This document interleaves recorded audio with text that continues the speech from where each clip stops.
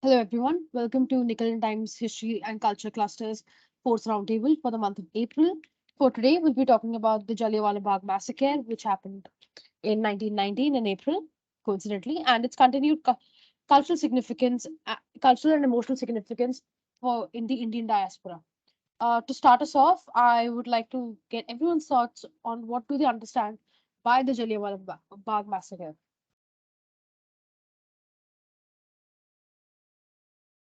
Tejas, if you could start us off. So basically, first of all, I would like to say that yesterday we did have the anniversary of the Jallianwala Bagh massacre, so pretty close enough. And me myself being from Punjab, I have been to the Jallianwala Bagh massacre site quite a few times, and yeah, uh, it's you can say it's a mark of colonialism, like of victimhood, but also powerhood, because essentially it did happen in a city that was quite well known for Congress meetings. It was a, I mean, Amritsar is not just was not just the Congress meeting center, but also like the cultural city of Punjab. So the the fact that it happened in such a significant city of the Punjab province, which itself was one of the largest provinces of India, British India at that time, um, it was quite a significant event, I would say. Not I would say, but it was obviously. And yeah, but I think the larger difference is between how we as Indians have started to perceive it or have always perceived it because of it having significance for us versus the international perception, which largely just does not exist. Aryan, please go ahead. Yeah, I mean, as they just said, yesterday was the anniversary and of the Jallianwala Bagh massacre, and it is an important landmark event because it served as a turning point in the Indian freedom movement. All the notions that Indian freedom fighters, especially from the Congress leaders, had about, even Gandhi had about British being somewhat just and better and beneficial, all crashed and turned around after the Jallianwala Bagh massacre. In fact, after that, we also see in the Indian independence movement somewhat justification of Indians taking up violent resistance, which I think was important at that time as well, because once you see the horrors of Jallianwala Bagh, and not just that, but what preceded that, how the lockdown before the Jallianwala Bagh massacre actually occurred was actually taken into account, and how we see stories or your stories about how Indians who broke the lockdown were actually made to crawl on their bodies and flogged as well on the streets. And yeah, so exactly as I said, it served as a turning point in the Indian freedom movement because it, in a sense, broke with false notions of the benevolent British and also legitimized violent resistance against the British as well. Aditya?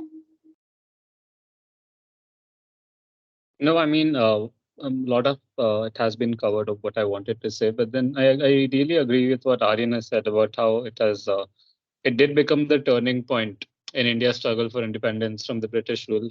Because I think in those 10-15 minutes when the firing was done, and like it resulted in the death of more than like 500 people, like 400 to 1,000 people. And then that played like a very big role in how colonialism was perceived and how violence became the language of the colonizers. And yeah, like how this freedom struggle after that moved on was very pertinent to this one incident that happened. Probably. Yeah, adding on to Aryan's point, I think Jallianwala Bagh massacre played a huge role in the way it turned out the entire Indian struggle movement. Because, so like Rabindranath Tagore, he gave up his knighthood. So what I feel is that the individuals who are not directly, who did not directly like face the violent side of the colonialism, they also kind of knew how the abusive powers of the state turned out to be. So yeah. I mean, I agree. The way it shaped colonialism, especially Indian perception of colonialism, was humongous. It happened at a time when India was very politically active. It was happening after the Royal Act was passed. You had the start of Indian protests, mass movements in India, and you had the rise of Gandhi being happening at this time. But as a North Indian kid, especially from a Punjabi family, I think Tejan is from Punjab. I'm sure his experience is even more pronounced. You've grown up on stories of Jallianwala Bagh. I read about it when I was in class 4 for the first time, and before that also I was told about it. It was something that was extremely monumentous because first of all, it was something that happened to it was happened to innocent families. It happened during a supposed peaceful protest, but also something that was happening alongside a Baisakhi fair, right? So it was the idea of the I think it was kind of like a confrontation that how much Indian lives are worth to Britishers and colonial rulers. I think that was a significant part of it. It's been 104 years, but what I found really interesting was Gandhi's reactions to this because he had this whole thing. From what I remember reading, is he had this whole thing where he talked about forgiving General Dyer. He talked constantly talking about forgiving but not forgetting. He kind of spoke for General Dyer as well. And I mean, I just I again that is not something that is there are a lot of parts of Gandhi that you cannot ever relate to, and that is certainly one of them. Like, he was not in a position to ever be forgiving of General Dyer, right? But he thought he should be. He constantly talked about the Gita and how it preaches forgiveness and all of that stuff. But yeah, moving on. What is the legacy left behind by the Jallianwala Bagh massacre? In what ways does the Indian cinema evoke emotions in?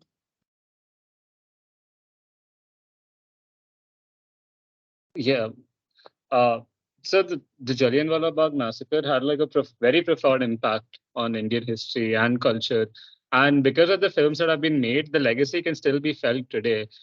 Some of the more famous movies, I think, were Gandhi and Legend of Bhagat Singh, Rang De Basanti. Even I think a more recent film was Sardar Udham, where I think I've not watched the entire movie, but I've watched the part where they have this like represented the Jallianwala Bagh massacre, and it was very not finding the right words to describe it, but it was very surreal. Actually, like it was very, you know, a chill runs down your spine when you actually watch it, and I think it is by far the longest representation that I've seen on screen about the entire massacre, and I think in the movie, even it was though it was not a central point. It kind of shows how Sardar Udham Singh's life changed after that, and how he became a freedom fighter. And even in Rang De Basanti, actually, it is shown represented, and it is used as a sort of a metaphor for corrupt politicians, policemen, and government officials, and how like the IF pilot lost his life because of the system. So yeah. Yeah, I especially about Rang De Basanti, I think is takes a very interesting take on it because it's talking about a present situation. Again, I love that movie, always love that movie. To But yeah, they take a present situation and they constantly associate the corruption and the machinations of the Indian state with the colonial state, which is something Bhagat Singh also always talked about. When he was talking about the Indian state, he was very consistent in his works and in his talks that it's not just the British we need to beat, it is the whole caste and class system. They're both they weigh heavily on the Indian diaspora and they're just as evil. And he did say that constantly that once the British go, they'll be replaced. And that's what I like about even Sardar Udham Singh also makes a really good point of emphasizing this, as does Rang De Basanti. Bhagat Singh, the movie with Ajay Devgan, I think I don't remember this being a very central component.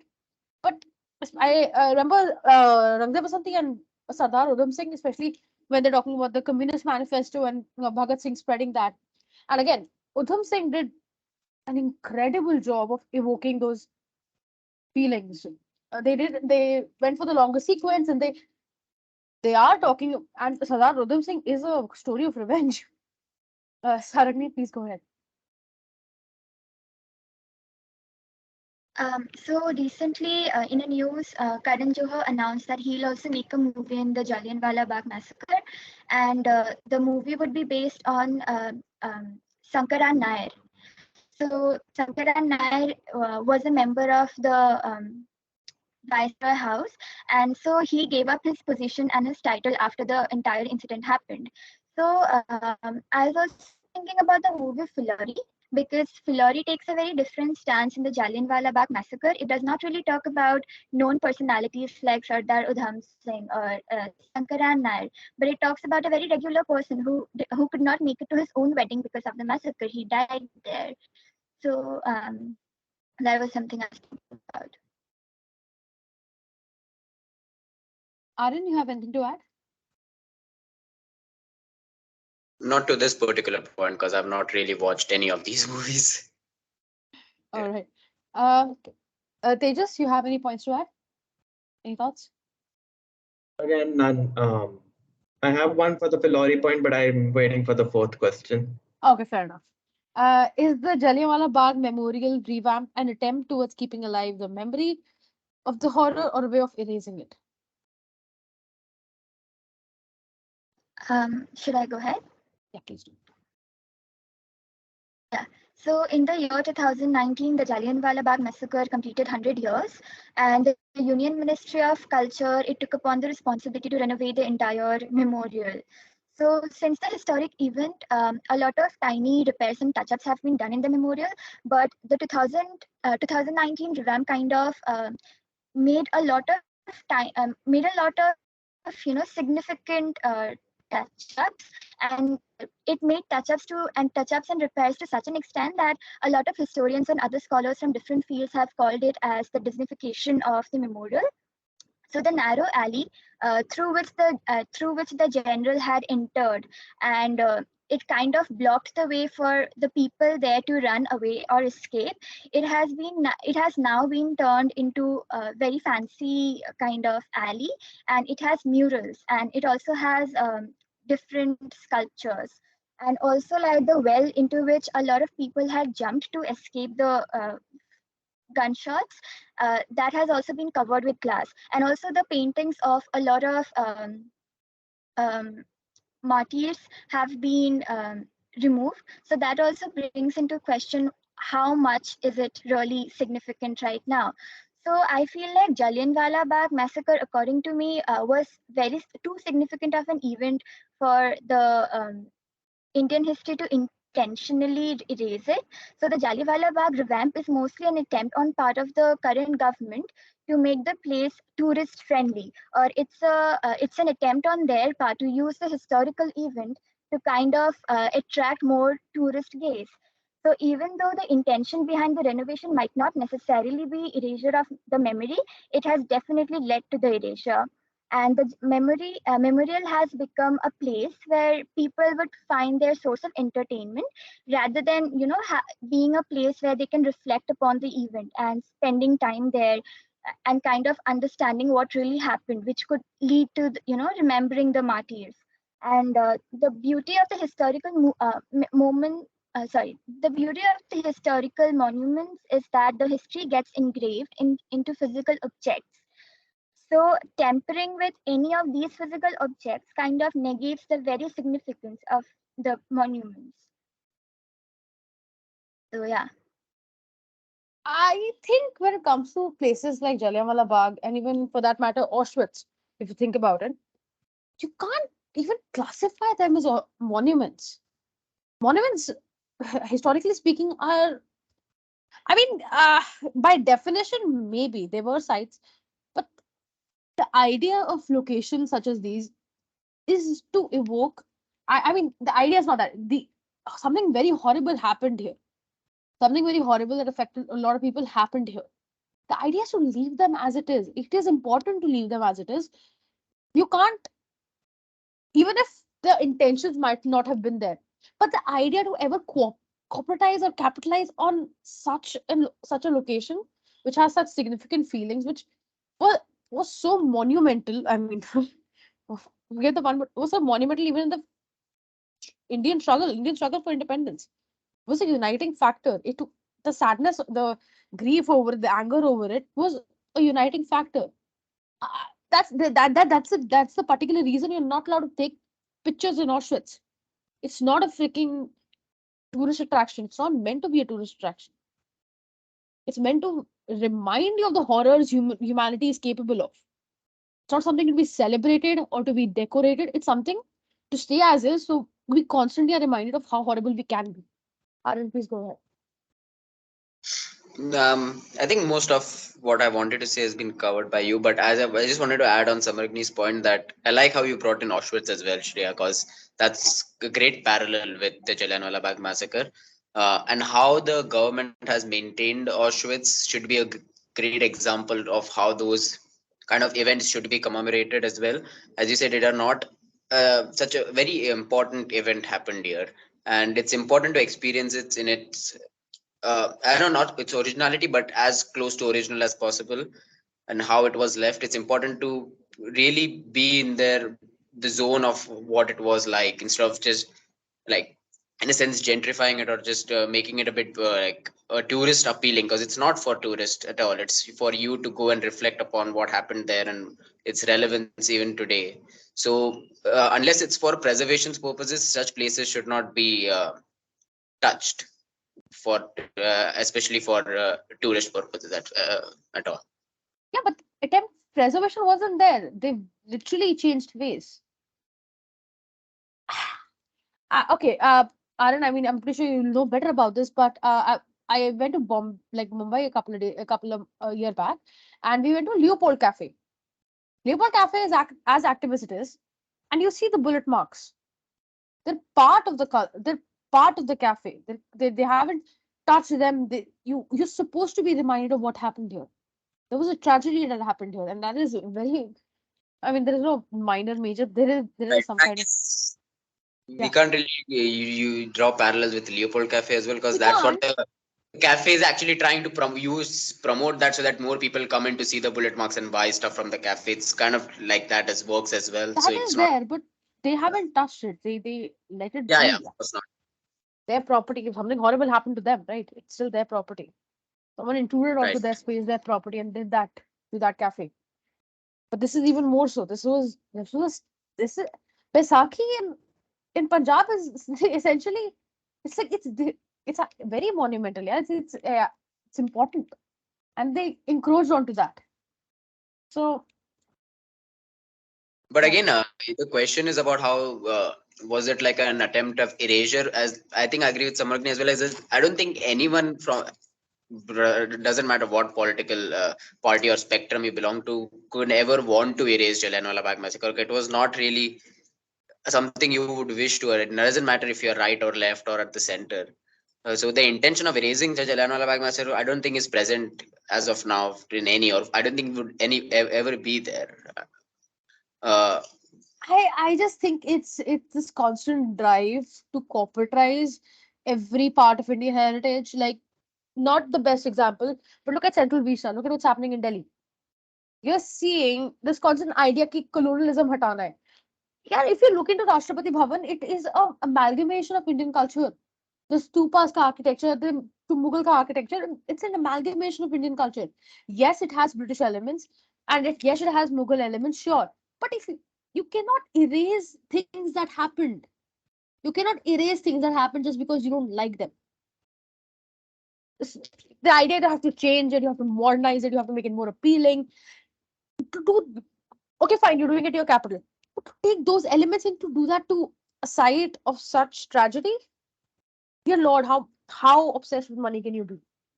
What is the reason? I just unable to understand that. Anyway, sorry, please go ahead. Just a point. They also like have a light and sound show now in Jallianwala Bagh. Yeah. Um, why would they not? How has the massacre affected present-day Amritsar and added to its historical significance? Um, So, being from Punjab, like the two things we raise usually two P's. One is parotha and one is partition, which basically applies to the entirety of Punjab. But I think for Amritsar, there's a special added clause of the Jallianwala Bagh massacre, and added to that the spiritual significance it has, given that Jallianwala Bagh was right next to the Golden Temple, and the whole discussion on the revamping also reminds me of how the area around Golden Temple has also been revamped to make it more tourist friendly. But we can't really see it as an extension of that revamp, just because, simply because the Golden Temple and Jallianwala Bagh are two very opposite areas.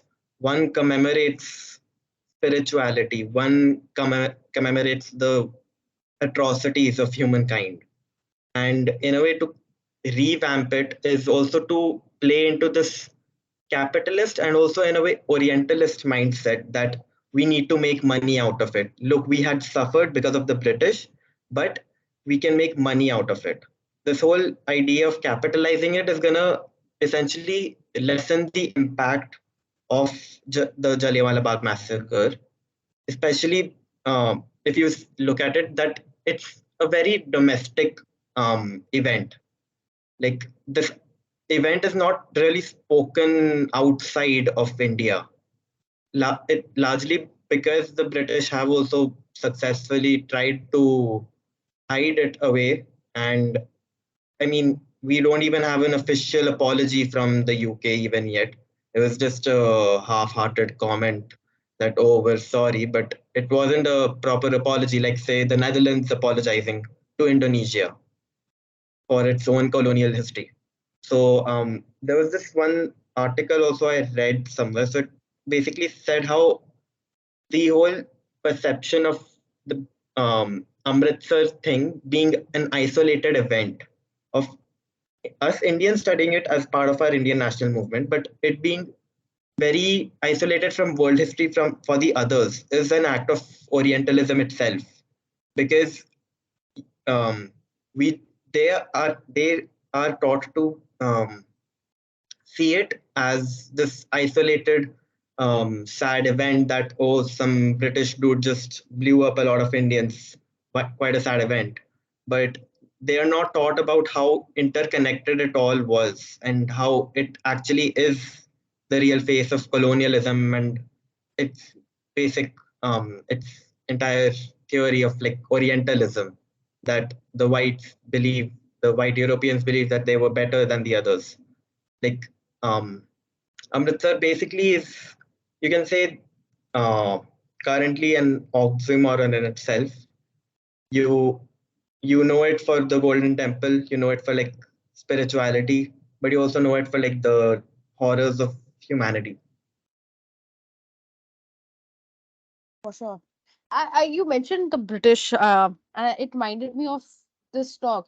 So, Sardar Udham Singh in the movie is kind of inspired out of this non-fiction book, The Patient Assassin by Anita Anand. And I remember listening to her talk once at the Jaipur Lit Fest, and she was talking about it, and she was talking about how she spoke to Dwyer's granddaughter.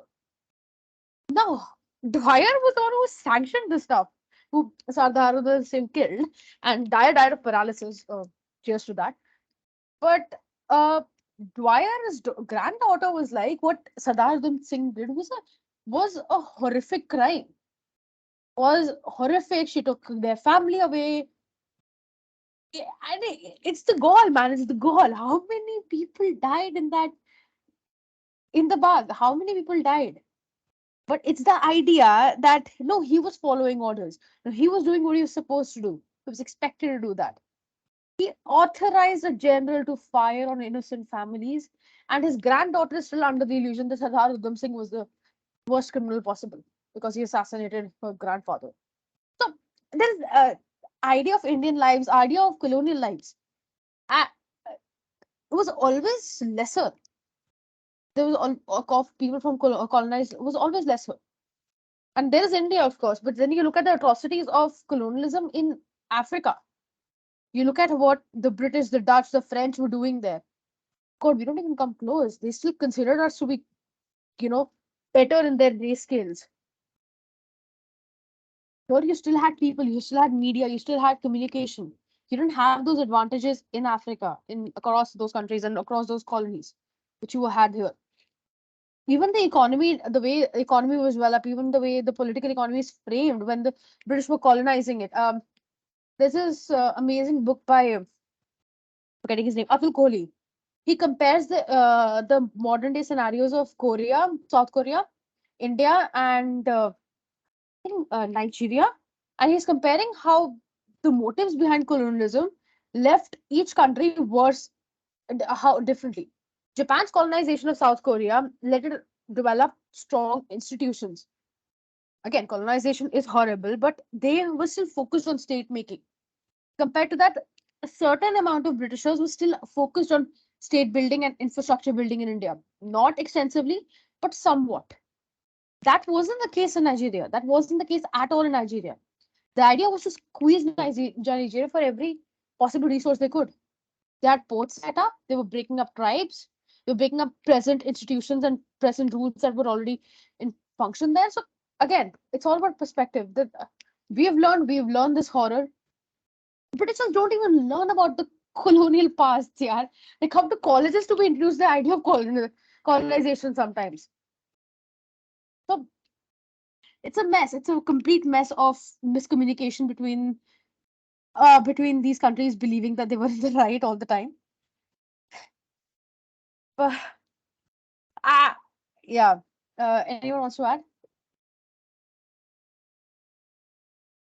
Let's just get last thoughts in. Aryan? So it's great that you mentioned how different countries are different examples of colonization or different experiences of colonization, because that's important to realize that there is no such thing as a universal solution to everything. We see now I'm doing a class on violence and non-violence, and it's an elective. So we are learning about how you can't generalize the idea of non-violence just because it worked in the Indian scenario as well. Uh, and yeah, and because you talked about Algeria as well, and what was happening in Algeria was in some what the French were doing in Algeria was in many cases worse than what the British did in India, because they were almost treated as animals, and that's why you see philosophers like Franz Fanon writing "The Wretched of the Earth" at that time, propagating for people to take up arms and not like focus on non-violence. So of course you can't really generalize, and that's why after the Jallianwala Bagh massacre, you see there's a growing increase in the legitimization of violent resistance against the British, because the farce of the benevolent British actually just disappeared, or just shook all every Indian as well. And we see the rise of non-violent civil disobedience movement, and more Congress leaders actually willing to take up violent resistance, which in a case expedited or helped the Indian freedom movement in a sense. So as I mentioned in the beginning as well, Jallianwala Bagh in this sense was truly a landmark moment in the Indian freedom movement. For sure. I mean, the way it boosted the Rollout Act and the first step, what is it called? Non-cooperation movement. 1920s, 1990s was when non-cooperation was boosting up. That was unfortunately what Gandhi used, right? That alongside the Khilafat movement, a lot of things were happening, and this was a boost for sure. And the constant idea of non-violence is sure it's great statement. It looks great on paper. It looks great for journalists. It looked great in the Times when the white people were reading it. Looked great. But that wasn't the freaking case. You can't just sit there and take it as it is. That's what a lot of movies, when they talk about Bhagat Singh, have talked about. It's not a matter of attack, it's a matter of self defense. And that's what a lot of people, a lot of freedom fighters were propagating as well. This is not, we're not attacking the Britishers, we're defending ourselves. And that is our right. At least that much is our right. Saratni, please go.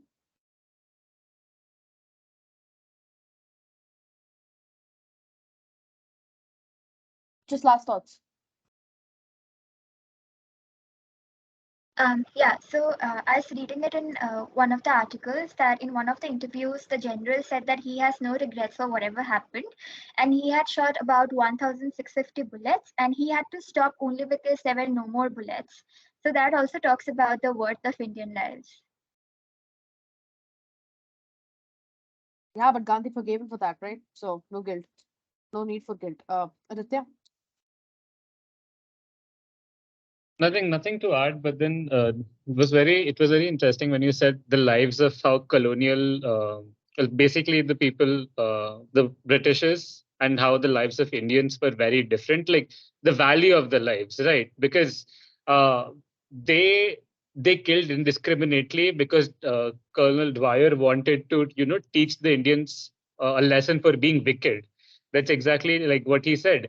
And you kill so many people just to teach people during the whole, also during Baisakhi, just to teach people a lesson for acting against the all attack. And it's just like it's very frightening to think about being in that time and like protesting against, and this happens. So yeah.